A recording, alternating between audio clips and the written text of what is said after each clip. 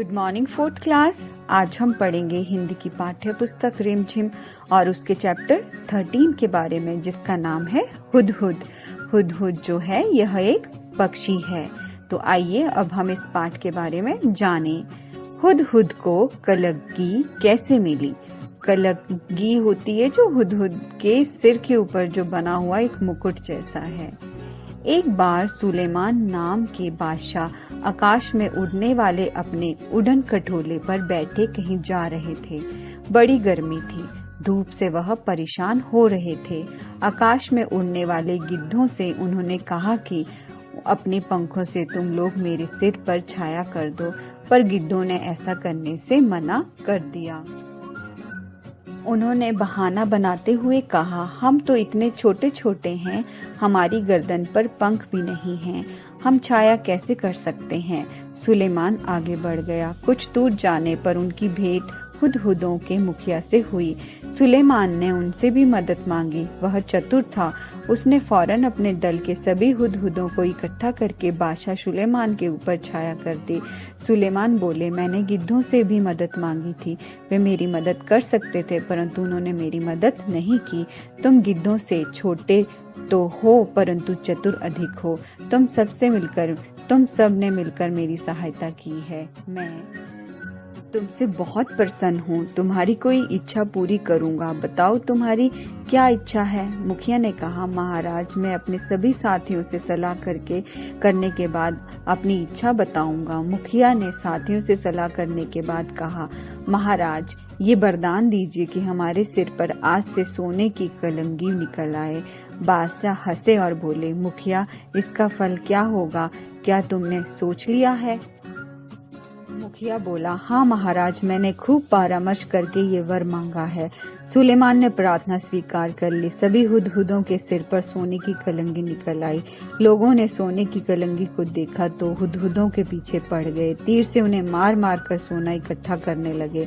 हुदहुदों का वंश समाप्त होने पर आ गया। तब मुखिया घबराकर बादशाह सुलेमान के पास पहुंचा और बोला, इस सोने की कलंगी के कारण तो हमारा वंश ही समाप्त हो जाएगा। सुलेमान ने कहा, मैंने तो शुरू में ही तुम्हें चेतावनी दी थी। खैर जाओ, आज से तुम्हारे सिर पर ताज सोने का नहीं, सुंदर परों का हुआ करेगा। और तभी से हुदहुदों के सिर पर परों का ये ताज कलंगी शोभा पा रहा है। हुदहुद एक बहुत ही सुंदर पक्षी है। उसके शरीर पर सबसे सुंदर भाग उसके सिर की कलंगी होती है। वैसे तो ये इसे समेट रहता है, पर जैसे ही किसी तरह की आवाज होती है, ये चौकन्ना होकर परों को फैला लेता है। तब ये कलंगी देखने में हूबहू किसी सुंदर पंखी जैसी लगने लगती है। इसी कलंगी के बारे में तुमने अभी एक सुंदर कहानी भी पढ़ी है। हुदहुद का सारा शरीर रंग बिरंगा और चटकीला होता है। पंख काले काले होते हैं, जिन पर मोटी सफेद धारियां बनी होती है। गर्दन का अगला हिस्सा बादामी रंग का होता है। चोटी भी बादामी रंग की होती है, मगर उसके सिर काले और सफेद होते हैं। दुम का भीतरी हिस्सा सफेद और बाहरी हिस्सा काले रंग का होता है। चोंच पतली, लंबी तथा तीखी होती है। इस चोंच से ये आसानी से जमीन के भीतर छिपे हुए कीड़े मकोड़ों को ढूंढ निकालता है।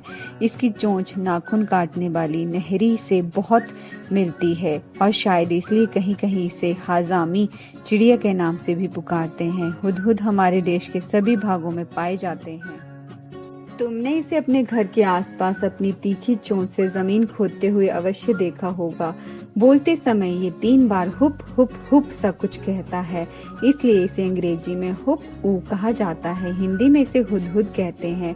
दुम में कीड़ा ढूंढने के कारण हमारे देश में कहीं कहीं इसे पदुवई भी कहते हैं, और सुंदर कलंगी की वजह से कुछ लोग देश में इसे शाह सुलेमान कहकर पुकारते हैं। मादा हुदहुद 3 से 10 अंडे देती है। जब तक बच्चे अंडे से बाहर नहीं निकल जाते, वे अंडों पर बैठी रहती है, हटती नहीं। नर वहीं भोजन लाकर उसे खिला जाता है, पर दोनों में से कोई भी घोंसले की सफाई नहीं करता। संसार के विख्यात पक्षियों में से एक है ये हुदहुद। यह अपनी सुंदरता के लिए तो मशहूर है, पर इसे पालतू नहीं बनाया जा सकता और ना ही इसकी बोली में मिठास है।